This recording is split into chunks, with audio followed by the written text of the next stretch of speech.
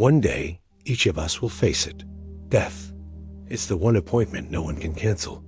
Some avoid talking about it, others fear it, and many simply hope for the best.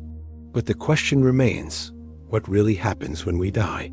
Is there a tunnel of light? Do we instantly appear in heaven or hell? Or do we simply cease to exist? This isn't just a philosophical question, it's personal.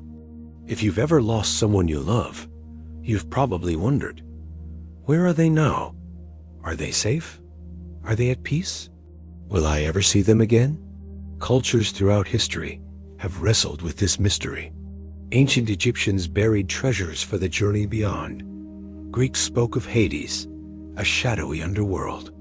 Modern movies show bright lights, guardian angels, or even reincarnation. But what does the Bible actually say?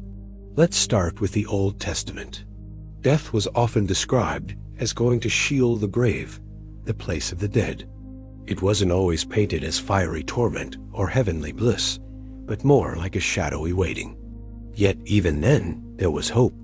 Daniel 12:2 says, "Multitudes who sleep in the dust of the earth will awake, some to everlasting life, others to everlasting shame and contempt."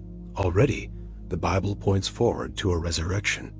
Then comes Jesus, and suddenly, the picture becomes clearer.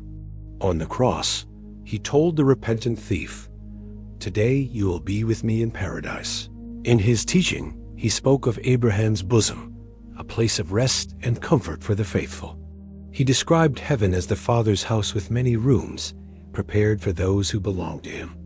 So what happens at death? The Bible says our body returns to dust, but the soul, the real you, goes on. Paul wrote, "To be absent from the body is to be present with the Lord." For the believer, death is not the end, but the doorway into God's presence. But Scripture also warns of another path. Jesus spoke of a great chasm separating the righteous from the unrighteous. For those who reject God's grace, death ushers in separation from Him, a reality the Bible describes with words like darkness, fire, and judgment. And yet, death isn't the final chapter. The Bible promises a resurrection. In 1 Corinthians 15, Paul writes that the trumpet will sound, the dead will be raised imperishable, and we will be changed. Believers will be clothed with immortality, living forever in a renewed heaven and earth. Death will be swallowed up in victory. So, what happens when we die? According to the Bible, our souls go immediately to be with God or apart from Him, awaiting the day when body and soul will be reunited in resurrection. For the believer, that means hope. Hope that death is not defeat. Hope that loved ones in Christ are safe. Hope that one day we will stand together again in the presence of God. And here, as the best part, Jesus didn't teach us talk about life after death. He proved it. The tomb was empty. He rose again. And because He lives, we can face death not with fear, but with confidence. So I'll ask you this. Are you ready for that day? Because whether tomorrow or 50 years from now, death is certain. But in Christ, eternity is secure.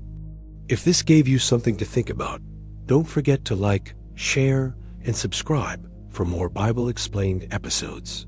And in the comments, let me know, what do you believe happens after death?